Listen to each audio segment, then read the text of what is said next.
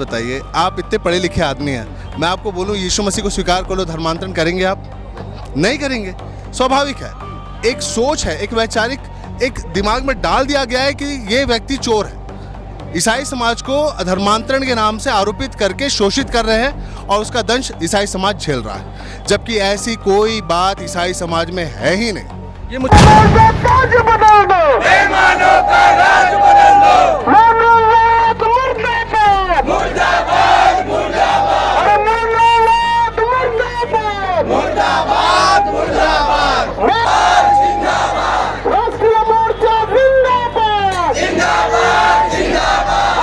जी बताइए, आपने आर्टिकल 25 की बात करा।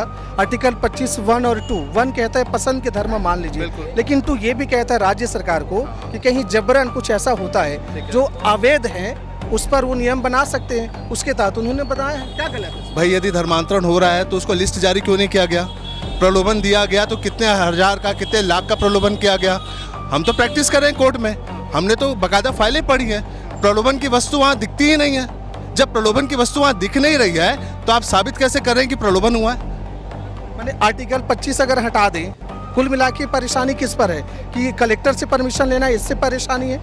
नहीं, कह रहे हैं कि जबरन धर्मांतरण नहीं कराया जाता मसीह समाज के द्वारा, सिर्फ हमको परेशान करने के उद्देश्य से हमको टारगेट किया गया है। जब आप ये विधेयक को देखेंगे, उसको जब हम पढ़ते हैं तो उसके अनुच्छेद 14, अनुच्छेद 19, अनुच्छेद 21 और 25 ये चारों का उल्लंघन विशेष रूप से नजर आता है। यह सरकार की कहना है बिल लाया गया जबरन परिवर्तन और छल के साथ परिवर्तन, जिसपे लालच है और कोई पर है, तो इसमें गलत कहाँ है? हमारे बीच में एक वकील साहब है, वैभव अधिवक्ता है हाई कोर्ट का।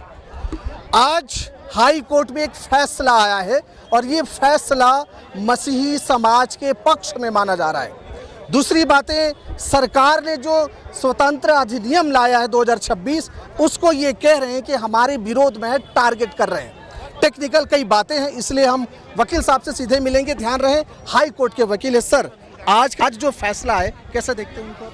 हम इस फैसले का मसीह समाज स्वागत करता है, क्योंकि हमारे बहुत से हाउस चर्चेस बंद हो गए हैं सिर्फ इस कारण से कि एक ह्यूमर फैला दिया गया कि आपको अनुमति लेके आना है तभी आप चला सकते हैं। माननीय उच्च न्यायालय के द्वारा जो आदेश पारित किया गया उसमें साफ कहा गया है कि किसी भी अनुमति की आवश्यकता नहीं है प्रार्थना सभा के लिए। तो हम इस आदेश को तो हम अपने स्वीकार करते हैं और बहुत अच्छा आदेश है हमारे समाज के लिए।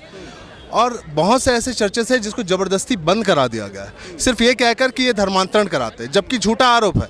हम बार बार कह रहे हैं कि जबरन धर्मांतरण नहीं कराया जाता मसीह समाज के द्वारा, सिर्फ हमको परेशान करने के उद्देश्य से हमको टारगेट किया गया है।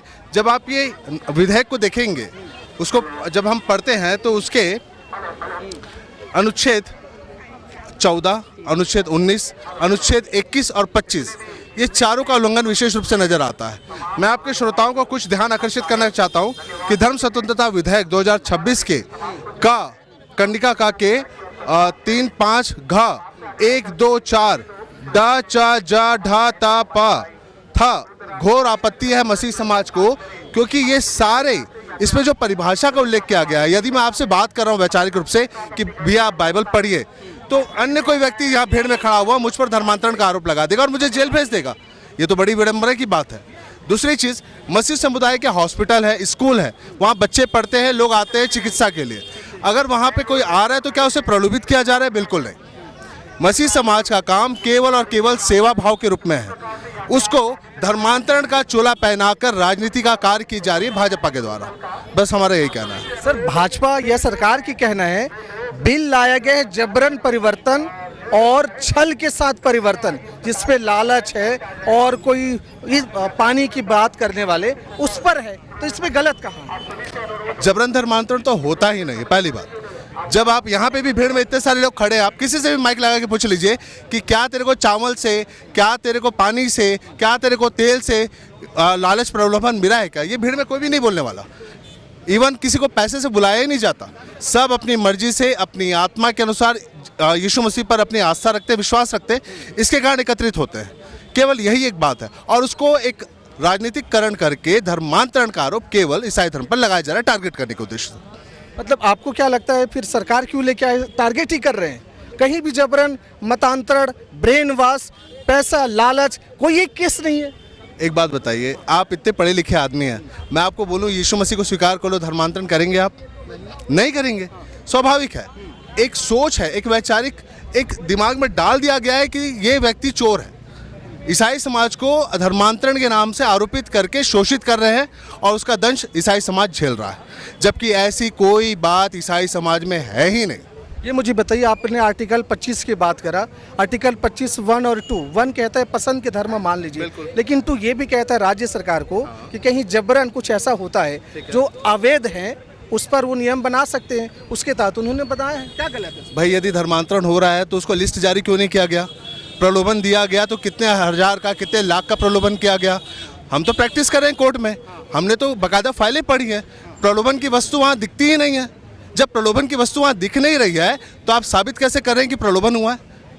मैंने आर्टिकल 25 अगर हटा दें, कुल मिला के परेशानी किस पर है कि कलेक्टर से परमिशन लेना, इससे परेशानी है? नहीं, हमें परेशानी है इसमें, यदि मैं आपसे मौखिक बात कर रहा हूँ उससे, यदि मैं सामूहिक प्रार्थना सभा लगा रहा हूँ, अभी तो हाईकोर्ट ने आदेश कर दिया, अब सपोज ये विधेयक पास हो गया तो जितने भी हाउस चर्चेज है जो छोटे छोटे चल रहे हैं सभी को धर्मांतरण के नाम से जेल में डाल देंगे। अब सफ़र कौन करेगा? वो पास्टर या पादरी करेगा, उसका पूरी फैमिली करेगी।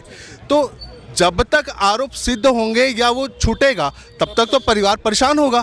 तो मेरा ये कहना है कि मैं आपको एक सिंपल सा उदाहरण बताना चाहता हूँ।